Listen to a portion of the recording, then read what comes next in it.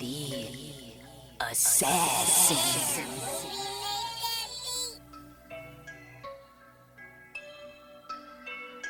You know I break necks, call me Jack Tate. I have no regrets while your life is fading. I'm a crazy fuck equivalent to Satan. When I'm behind the mic, I feel like the greatest. You know I break necks, call me Jack Tate. I have no regrets while your life is fading. I'm a crazy fuck equivalent to Satan. When I'm behind the mic, I feel like the greatest. What up, y'all? You're listening to Sports Talk with Tropp, and I'm your host, Katie Tropp. Well, before we get into things, I just dropped the first single today, I Do This For Me, off of my 7th solo album, Suck My Dick, that is coming out on April 6th. So you can check that out on my official website, katietropp.net. Also, on my website, if you go to katietropp.net, hit on the Sports Talk with Tropp tab, and right up at the top there, you will see a banner that says Sports Talk with Tropp's preferred sports books. So if you are into sports gambling, you can take a look at whatever my preferred sports books are and what I suggest, and sign up for them and gamble your life away. But let's get right into the week of the NBA. We had some games this week. Luka Doncic had yet another triple-double on Monday night. It wasn't a 30-point triple-double this time around, but it was still a triple-double in a Dallas Mavericks win over the Chicago Bulls, 127-92. Luka had 27 points, 12 rebounds, and 14 assists. Unfortunately, he did get hurt on Wednesday night, or maybe it was last night, Thursday. Regardless, he did get injured later on in the week. A hamstring injury, so he didn't play last night. It doesn't look like it's going to be anything that is debilitating, but once again, we're about a month out from the NBA playoffs, and the Mavericks are going to need a healthy and productive Luka Doncic to even have a chance in the Western Conference this year. So that sucks to hear, but hey, that's the NBA. Then also on Monday night, the Phoenix Suns took down the Cleveland Cavaliers 117-111. Phoenix was down by 19 points at one point in this game. Kevin Durant dropped 37 points. Devin Booker dropped 27, and Bradley Beal dropped 24. So that's how lethal this team is when they've got a healthy lineup right there. They are going to score some motherfucking points, and they certainly did. And like I said, they were down by 19, I believe in the second quarter, third quarter of this game, and then they just stormed on back and took down the Cleveland Cavaliers. Then also on Monday night, the Denver Nuggets took out the Toronto Raptors 125-119. Denver was down at one point by 21 points in this game, and they were like, fuck no, we're gonna take over. Jokic had, of course, a triple-double, 35 points, 17 rebounds, and 12 assists. So he took over as he normally does, and the Denver Nuggets keep on trucking. They actually took over the lead in the Western Conference, overall Western Conference that night as well. Then on Tuesday night, the Indiana Pacers took out the Oklahoma City Thunder 121-111. Tyrese Halliburton had a double-double with 18 points and 12 assists. Turner had 24 points. Pascal Siakam, he had 18 points and 11 rebounds. So it was just an all-around team game by the Indiana Pacers, and they looked really solid against a really good Oklahoma City Thunder team. Then we had the Sacramento Kings just demolish the Milwaukee Bucks 129-94. De'Aaron Fox had 29 points and 7 assists. Domantas Sabonis had 22 points, 11 rebounds, and 8 assists. So it was just an all-around dominating game by the Sacramento Kings. When the Kings get their wins, they are blowing people out. But when they get their losses, it's just like, what the fuck is going on here? So I still don't really know what to expect from the Kings, especially once the postseason rolls around. Then on Wednesday night, Denver Nuggets, they just took care of business against the Miami Heat. They won 100-88. Michael Porter Jr. was the guy that night. He had 25 points. Jokic only had a double-double with only 12 points, 14 rebounds, and 6 assists. So very mediocre night from Nikola Jokic. What the hell, man? You're supposed to score a triple-double every night, dude. What the fuck is that? You can't let your team's Michael Porter Jr. outscore you like that. What the fuck? Just kidding. That just goes to show you how deep the Denver Nuggets are, and they are getting hot right now. They are, I've been looking at them over the last couple of months and thinking to myself, this team is just getting stronger and stronger as the season wears on. They're getting hot at the right time. I don't know, man. Denver Nuggets looking like they're about to repeat here. Now, obviously, it depends on what matchups happen here, but at this point, I don't know. Denver is looking like they can truck on through anybody, and they've got the championship pedigree now to help pull them on through the NBA playoffs. But we'll see what happens this weekend with the rest of what goes on in the NBA. Then, of course, free agency frenzy continues on through the week. It has slowed down just a little bit, but this is what, let's catch you up with the notable shakeups throughout the week. We had Aaron Jones, of course, was released by the Green Bay Packers, on Sunday, Monday, and he then immediately just gets signed by the arch rival Minnesota Vikings. So we'll see what happens there, but Aaron Jones, I feel like, was completely calculated with that pick because now he's going to be facing off against the Green Bay Packers twice a year. So we'll see what kind of games he has for the Green Bay Packers for letting him go. Then Houston Texans ended up trading for running back Joe Mixon from the Cincinnati Bengals. So Houston's really just loading up right now in the offseason, both offensively and defensively, making some good moves. Then running back Derrick Henry ended up signing with the Baltimore Ravens. Big move right there. They already are the number one rushing team in the league. And now here they are adding in one of the best running backs in the league. And I have a feeling the Baltimore Ravens are going to be a damn good team this coming season. I mean, they're already a good team. Adding in a prime time playmaker like Derrick Henry, I think that puts them right up there in the championship talk. And then Patrick Queen, who was with the Baltimore Ravens, ends up signing with the rival Pittsburgh Steelers. So we'll see how that goes. But Patrick Queen is a beast motherfucker. And now you pair him up with TJ Watt. Whoo, this Pittsburgh Steelers defense is going to be damn good headed into this season. Then wide receiver Keenan Allen, the Los Angeles Chargers ended up trading him to the Chicago Bears. So the Bears are actually starting to load up on some weapons here. We'll see what happens come draft time. Of course, they still have the number one overall pick. Still looking like it's going to be Caleb Williams. And Keenan Allen adds in a huge weapon for the Chicago Bears there because Keenan Allen is one of the most consistent wide receivers in the league. And he can make some big plays down the field. So we'll see what he's got.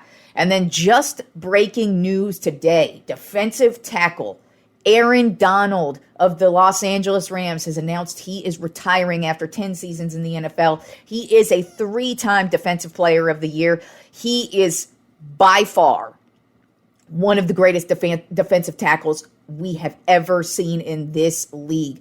Dude dominated from the day he was drafted. They built this team around him. They ended up winning a Super Bowl while he was there. And he's been contemplating retirement really ever since they won that Super Bowl. That year they won the Super Bowl, before the season began, he was kind of contemplating it then. And the last couple of seasons, it's really been, is he going to stay on? He did stay on last year because there was a huge talk that he was going to retire because he did win the Super Bowl the year before, but he ended up coming back for another one and just announced his retirement today. So I couldn't do like a list about him. Maybe I will next week or in the future, but regardless, this is a future first ballot Hall of Famer, 100%. Totally enjoyed the dude's career, mad ass respect. And all I've got to say is, for his wifey, could you please not let him lose that hot ass body he's got going on? Because that's all I got to say about Aaron Donald. That dude is a fine ass motherfucker without that shirt on. So I'm just hoping his wife tells him to keep his ass in shape. At least I don't expect him to be in NFL shape, but that dude is a fine ass motherfucker with his shirt off, and he should at least keep it looking pretty clean for a little while, because he's a fine-ass motherfucker. That's all I got to say about that. Moving on to the conference championships this weekend for college basketball, we have us some matchups. We actually just had a big upset happen just right now, right before I started recording the show. We'll get to it when we get to it, but let's first start off with right now the Big 12 Conference Championship. They are at the semifinals right now. It's going to be Texas Tech versus Houston tonight and Iowa State versus Baylor. I have Houston, of course, taking out Texas Tech and Baylor taking out Iowa State. That was a tough one for me to go back and forth with just because Iowa State is on fire right now, but Baylor is just too good of a team in my opinion. So I've got Houston facing off against Baylor. and then for the championship, and then I have Houston taking it because Houston's been one of the most dominating teams in college basketball this season, and they just look poised and ready to make a championship run. Then the Big East tournament right now in the semifinals, it's St. John's versus UConn and Providence versus Marquette. I have UConn and Marquette moving on for the championship round, and then I have UConn winning it just because, like I said, UConn is basically just like Houston, one of the top teams in the league, and I feel like they're just ready to make a run, whereas Marquette, they've been really good this season, but the last couple of weeks, not too good so far. So, I mean, just... you don't want to be falling apart at this point in the season, and so I have UConn taking the Big East championship. Then the ACC tournament right now, their semifinals looking like North Carolina versus Pitt and NC State versus Virginia. I have UNC and Virginia moving on, and I have North Carolina winning the ACC championship. Then the Pac-12 championship, their semifinals are Arizona versus Oregon and Washington State versus Colorado. I have Arizona and Washington State moving on in the championship round, and then I have Arizona winning it all just because Arizona has been a really solid team, especially in the Pac-12. So I have them winning the Pac-12 championship. Then the SEC tournament, they are actually only in their quarterfinals, so they have quarterfinals today, semifinals tomorrow, and then the championship on Sunday. Right now, the quarterfinals look like this. Missouri State actually just took out Tennessee in upset fashion by like 10 points, too. So Tennessee is out of there. South Carolina takes on Auburn. Texas A&M takes on Kentucky, and then Florida takes on Alabama. I actually had Tennessee moving on, so I was wrong about that. I have Auburn moving on, Kentucky moving on, and then Alabama moving on. And then my championship I was going to have as Tennessee versus Kentucky, but obviously that's not going to happen. But regardless, it doesn't matter because I actually had Kentucky winning the SEC championship because they are really, really hot right now, and I just got to go with the hot hand in that one. And then last but not least, we have the Big Ten championship. They are also in their quarterfinals today, semifinals tomorrow, championship on Sunday.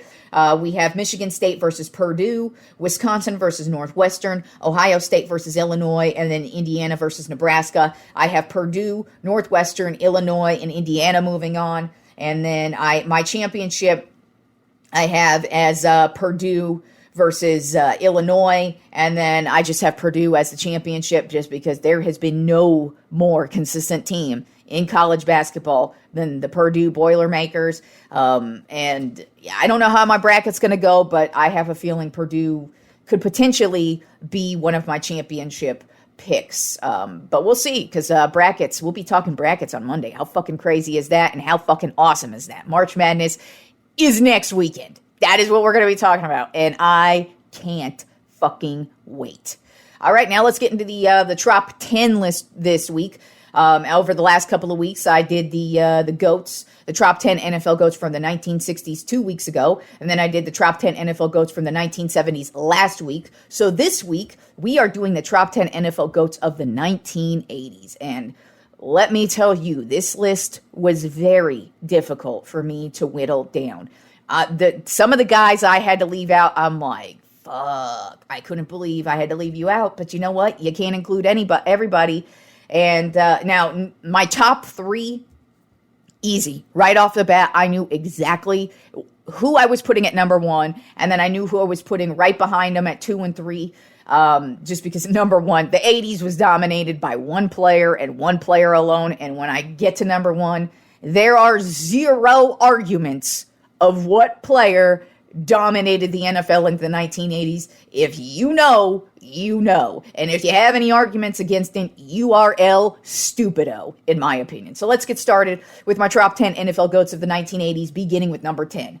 I cannot believe I put him at number 10. That's how fucking good this list is. He is so far down. I was like, whoa, this is almost disrespectful, but that's how good the players were in the 80s, and that is Mike Singletary, linebacker of the Chicago Bears. He played for the Bears from 1981 to 1992, and literally no defender dominated the league like this motherfucker did. Now, you could argue for a few different defenders on this legendary Chicago Bears defense, but I had to go with Singletary. I mean, nobody dominated the 80s like he did. I mean, they won Super Bowl 20 in 1985. Obviously, the 85 Bears, one of the most legendary defenses ever, arguably one of the greatest defenses of ever. But listen to his Mike Singletary's stat line alone in 1985. He had 109 tackles, 3 sacks, 1 interception, 3 fumble returns, and 1 forced fumble. The guy was everywhere, in on every single play, pretty much throughout his entire career. He was a 2-time defensive MVP, or 2-time defensive player of the year in 85 and 88, 7-time first team All-Pro from 84 to 89 straight, and then in 1991. His career stats are 1,488 tackles, 7 interceptions, 12 fumble returns, and 19 sacks on his career. And like I said, nobody dominated defense like this guy. I mean, still to this day, you look at Mike Singletary, and that is just the prototypical linebacker. He was in on every play. He was the Mike. He was the guy you go to on defense who just knows everything, who knows where every play is going to be. And he was perfect to take over for Dick Butkus, too. It's like you go from Dick Butkus to Mike fucking Singletary. And like I said, this Bears defense was so legendary. It was hard for me to just pick one. But yeah, I had to just pick one because this top 10 was so freaking hard to whittle down. And Mike Singletary, number 10. Number 9 on my top 10 NFL GOATs of the 1980s, John Elway, quarterback of the Denver Broncos. He played from 1983 to 1998. So just so you know, spoiler alert, I am almost positive, 99.9% positive John Elway is going to be on my 1990s GOAT team as well because honestly, John Elway dominated his entire career. In the 80s, though, he went to 3 Super Bowls. Unfortunately, they lost all 3 of the Super Bowls. But, I mean, just to watch John Elway play quarterback, it was just such a beautiful thing to watch. In my opinion, nobody throws a better ball. I could watch John Elway practice throwing a football all fucking day long. Now, in the 80s, he is a 2-time Super Bowl champion, but unfortunately, he didn't win those Super Bowls until the 90s, which is why I'm saying don't be shocked if we're talking about John Elway again when I go over my top 10 NFL GOATs of the 90s. But in the 80s, he did go to 3 Super Bowls, lost all 3 of those Super Bowls, and they were bad losses, too. They weren't even really good losses. I mean, not that there's a good loss, but they were just ass whoopings. But in the 80s, though, he was, of course, legendary on a couple. What John Elway is known for is his comebacks. You could put him, I don't know, let's use an example of 98 yards to go with 37 seconds left on the clock. It might have been against a team called the Cleveland Browns in the AFC Championship game. And John Elway might have driven them down 98 yards in 37 seconds. It's this play called this drive, actually called The Drive. It's so legendary, that's why it's called The Drive. But yeah, John Elway drove 98 yards, 37 seconds, and ripped the hearts of the Cleveland Browns out on the field. He actually has another legendary comeback as well against the Cleveland Browns where he rips their heart out in another playoff game. But, that's just what he was known for. He was known for his comebacks. He was known for just ripping people's hearts out. He was just that dude who you could not give any time left on the clock, or else you knew there was a good chance he was driving him down the field, which he would almost always do. Of course, he did win an MVP in 1987, so that's another reason why he, of course, makes this list. His career statistics are 51,475 passing yards with 300 passing touchdowns, 3,407 rushing yards, and 33 rushing touchdowns. So the guy just was absolutely dominant during the 80s and also during the 90s as well. Then at number 8 on my top 10 NFL GOATs of the 1980s, Ronnie Lott, the safety of the San Francisco 49ers. He played with the Niners from 1981 to 1990. He would actually play a few more seasons in the NFL post San Francisco. He would also play for the Jets and I can't remember who else he played for, but he played for a couple other teams. But we all know Ronnie Lott as a San Francisco 49er, and he was one of the most dominating defenders ever. He is a 4-time Super Bowl champion. He won all of them with the San Francisco 49ers. He won 16, 19, 23, and 24. And really, when you talk about just dominating defenders, one of the greats. Just one of the greats. Probably the greatest safety ever. His career numbers are 1,146 tackles, 63 interceptions, 16 forced fumbles, 17 fumble returns, and 5 touchdowns. He actually owns an NFL record. In his rookie year, he had 3 interceptions for touchdowns. That's an NFL record still that stands to this day. That just goes to show you he was good from day fucking one and just dominated. You never wanted to throw anywhere near Ronnie Lott, and you never wanted to cross the middle near Ronnie Lott because you want to see somebody light a motherfucker up. His name is Ronnie Lott. He's also known for having his pinky amputated midseason because he wanted to keep playing. It was either have season-ending surgery or amputate your pinky. The dude chose to amputate his pinky. That is what a badass motherfucker Ronnie Lott is. He was an 8-time first team All-Pro, 1981, 1983, and then 1986, all the way up through 91. He led the league twice in interceptions in 1986 and 1991, and just an all-around badass. And really, it was hard going back and forth between him and Michael Singletary on who was more dominating on defense in the 80s. But I had to give it to Ronnie Lott. There is one person I did put above them, who we're going to be talking about next.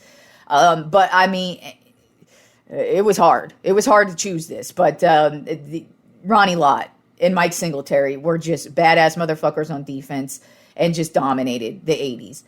But number 7 on our top 10 NFL GOATs of the 1980s. This is another guy who's probably going to make the 90s list, so just look out for it. And that is Reggie White. Defensive end of the Philadelphia Eagles and the Green Bay Packers. Spent the 80s, though, with the Philadelphia Eagles from 1985 to 1982. And then he, of course, would end his career with the Green Bay Packers. Beginning in 93, he would play with the Packers and, like I said, end his career with them. He would actually win a Super Bowl with the Packers, but we're not talking about his career with the Packers because that's in the 90s. And like I said, don't be shocked if you hear the name Reggie White on the next list.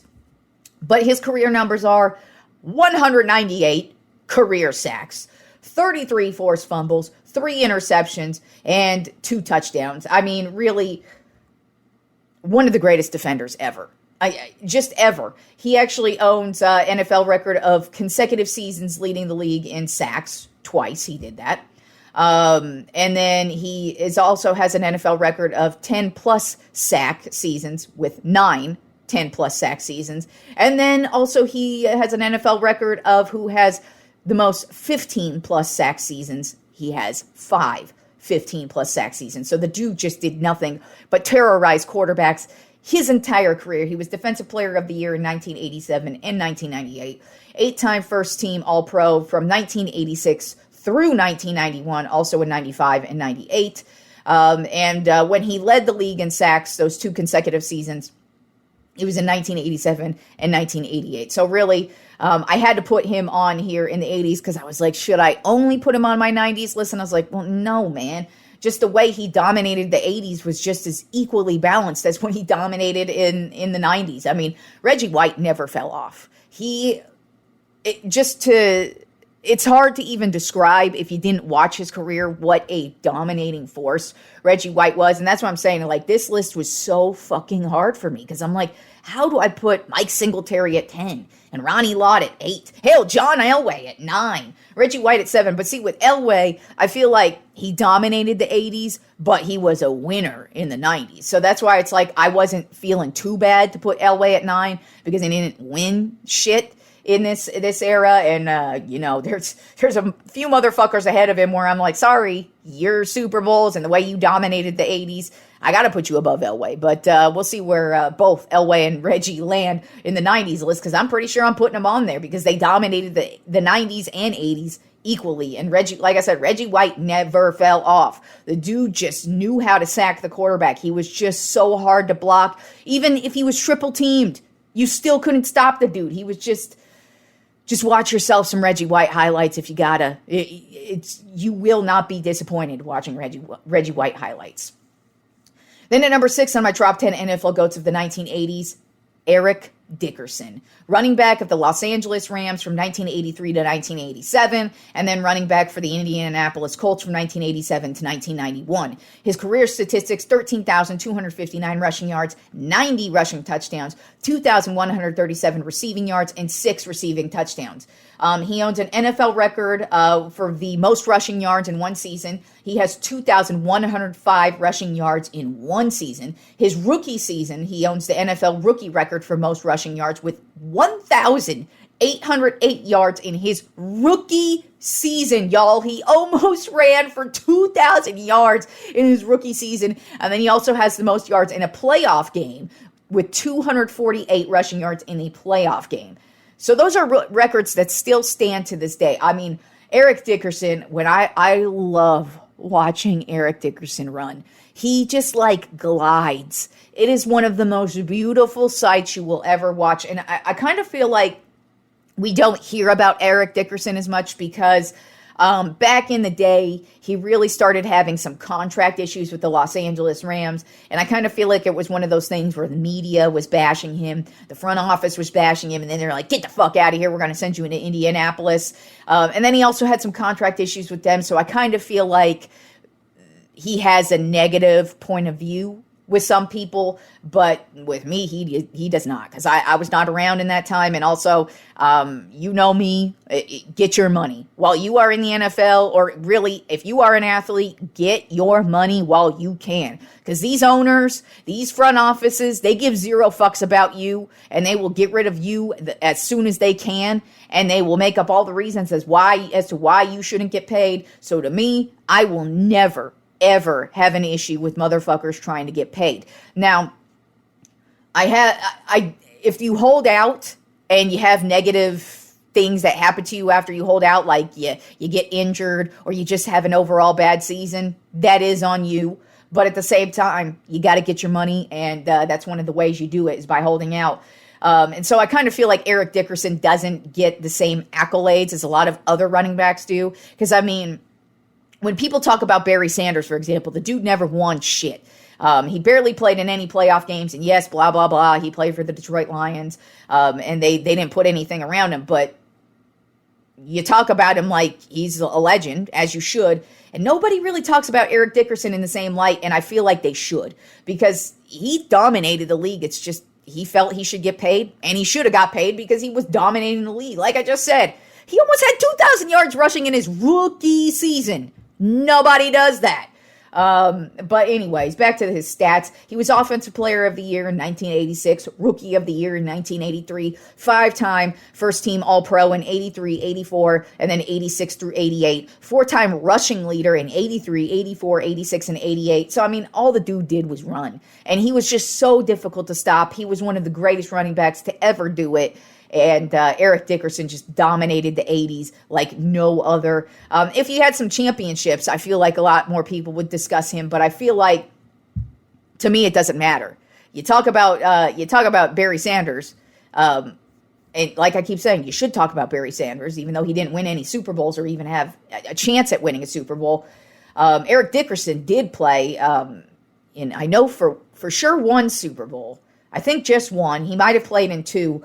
Regardless, I know he played in a Super Bowl and was on the losing end, but the dude just was so lightning and electric, and just watching him run, it was like that was all he was meant to do, was just fucking run that football, and he just dominated at it and was just one of the greatest players of the 1980s.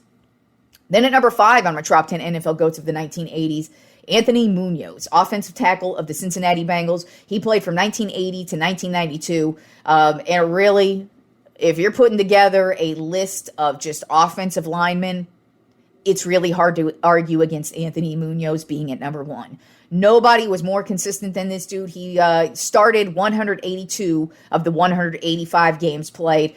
He was really an Iron Man. He really didn't miss a lot of games throughout his career. He was a 9-time first-team All-Pro from 81 to 83 and then 85 to 90. So that's the majority of his career. And he just was he was the pinnacle of consistency at the offensive line, and just really nobody dominated the offensive line like he did. And like I said, if you're putting together a list of just offensive linemen, it's hard to argue against him being at number one. Then at number 4 in my top 10 NFL GOATs of the 1980s, there was only one running back I could put over Eric Dickerson, and I really racked my brain with this one because I want to say the Super Bowl does help, but it was hard for me to put another running back over Eric Dickerson, but I did it, and it was Marcus Allen. Running back of the Los Angeles Raiders from 1982 to 1992, and then he also played for the Kansas City Chiefs from 93 to 97.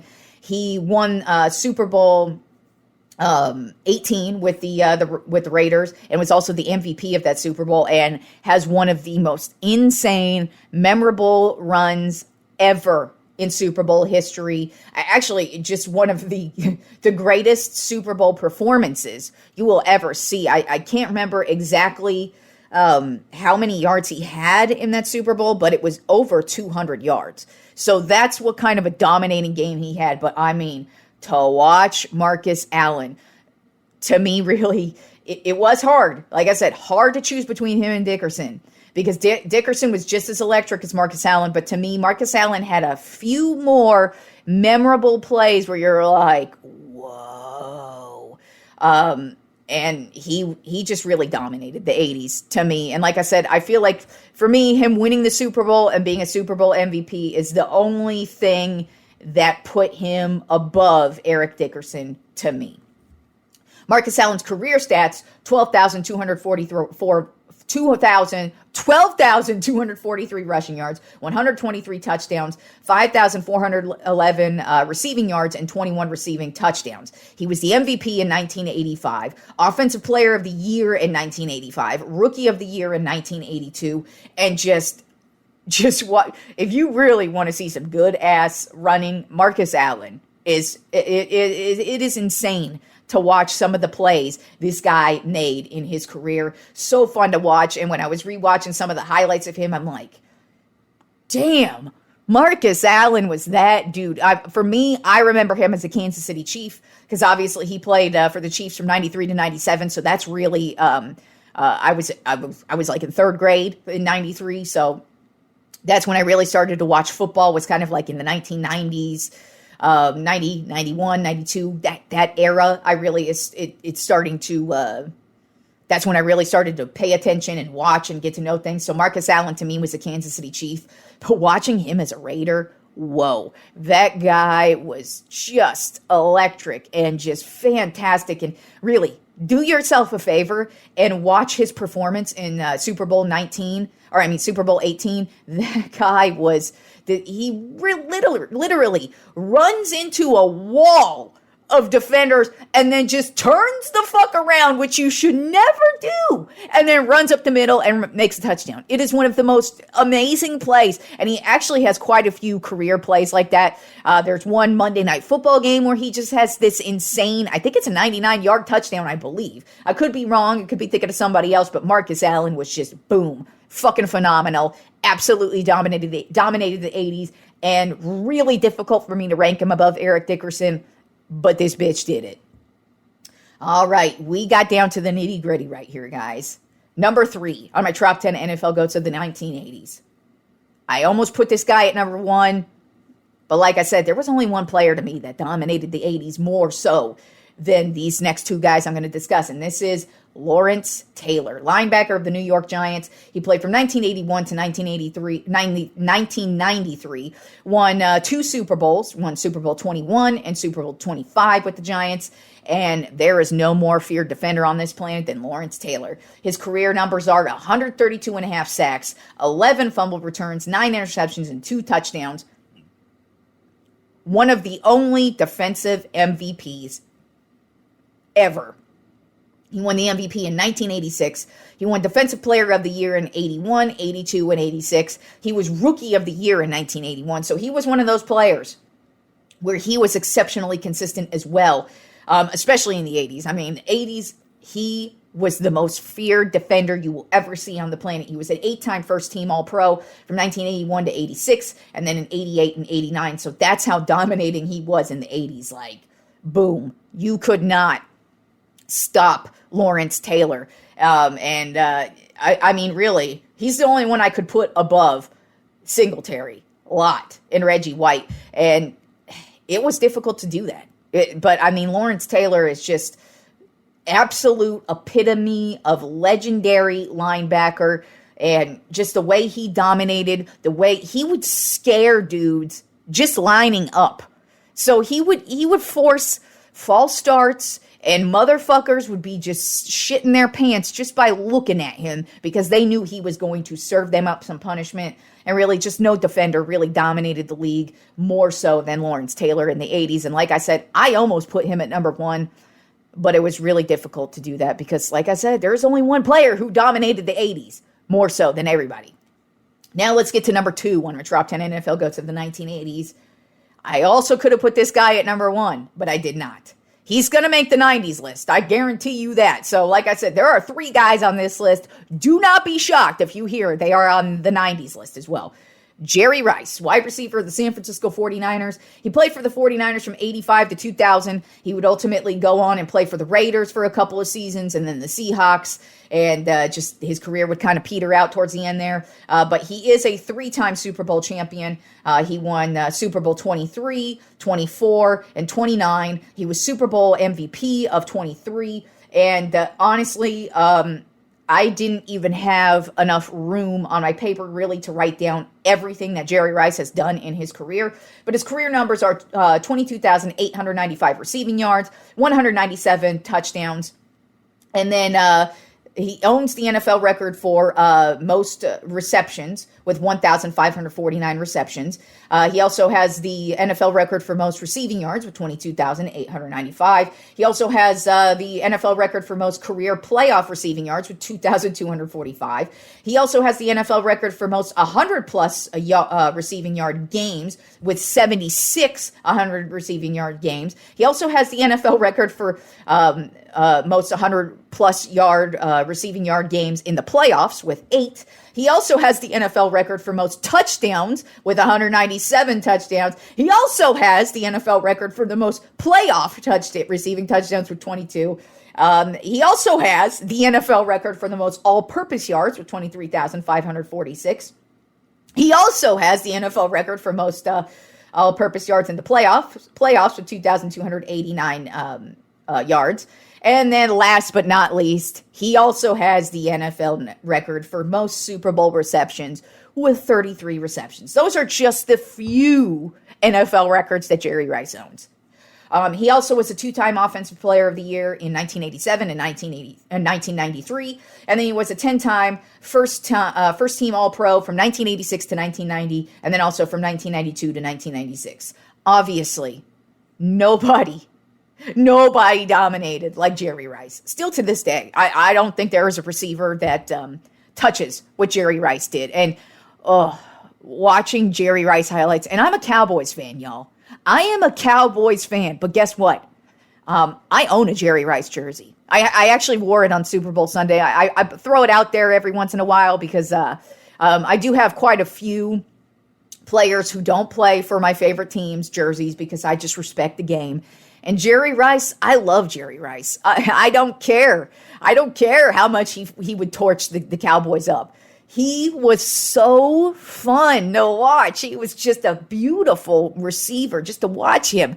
Just the routes he would run, the way he was just a fantastic receiver. And I am privileged to have watched this motherfucker light up the Cowboys on numerous occasions. But guess what? The Cowboys kicked his ass a couple of times as well. But Jerry Rice was a bad motherfucker, and I feel sorry for you motherfuckers who did not get to watch the career of Jerry Rice because he was fantastic, and it was hard for me to not put him at number 1. But like I said, Nobody dominated the 1980s more than number one on my top 10 NFL GOATs of the 1980s. Who do you think it is? I don't know. Could it be Joe Montana, the quarterback of the San Francisco 49ers? Yeah, it is. He played for the San Francisco 49ers from 1979 to 1992, and then he would have a brief stint with the Kansas City Chiefs at the end of his career. But I will repeat, nobody dominated the 1980s like Joe Montana did. It was the easy, when I thought of this list, I said Joe Montana, number one. There wasn't even a question. There wasn't even a thought. Like I said, I debated on whether I was going to put LT there. I debated on Jerry Rice, but you know what? Nobody dominated the 1980s like Joe Montana did. He is a 4-time Super Bowl champion. By the way, Joe Montana was Tom Brady before fucking Tom Brady even hit the league. And Tom Brady will back that shit up because Joe Montana is Tom Brady's favorite quarterback of all time, favorite football player of all time. He grew up watching the Niners. So Tom Brady will back me up on that. Now, I put Tom Brady now above Joe Montana, but Tom Brady knows where he comes from. And Tom Brady probably wouldn't even exist if it wasn't for Joe Montana. But anyways, Joe Montana is a 4-time Super Bowl champion. He won Super Bowl 16, 19, 23, 24. He was the MVP of 3 out of 4 of those. He was Super Bowl MVP of 16, 23, and 24. He also has some of the most epic comebacks in Super Bowl history. I mean, it's really difficult to describe the way Joe Montana dominated the 80s, but like, you knew you could not leave a minute's worth time on the clock and think he's not driving it down the field and driving his team in for a win. He just knew how to win. That is all Joe Montana did, was win, motherfucking win. It's actually quite shocking that towards the end of his career with the 49ers, how often they would take him out, and they wanted Steve Young to start so bad. Actually, in between, because like I said, he won Super Bowl 16, 19, 23, and 24. So in between those, the 16, the first Super Bowl, Joe Montana would actually have a back surgery. And basically from that back surgery on, his coaches, Bill Walsh and, George Seifert, his two coaches he had as his Niners career. During that time, after that back surgery, they did not trust him. They kind of felt like he had lost a step. And even though he would keep winning and keep driving and they'd keep going to the Super Bowl, they'd keep going to the playoffs, they still would try and replace him. And they would ultimately bring Steve Young in, and he would back him up for a couple of seasons, for a few seasons actually. And then eventually, there was even one of the Super Bowls that they won. I can't remember if it was 19. I might actually think it was 23. Steve Young actually played the majority of that regular season. So it was weird.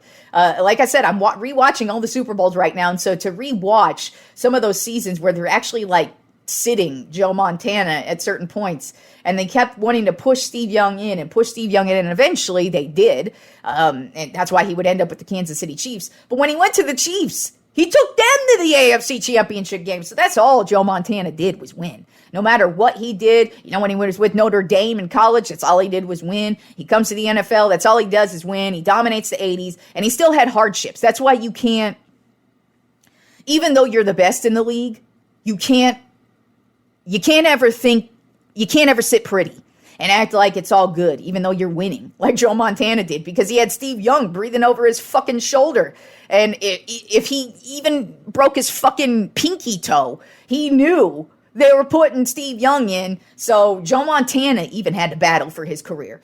So here are Joe Montana's career numbers. 40,551 passing yards, 273 passing touchdowns, 2-time NFL MVP in 1989 and 1990.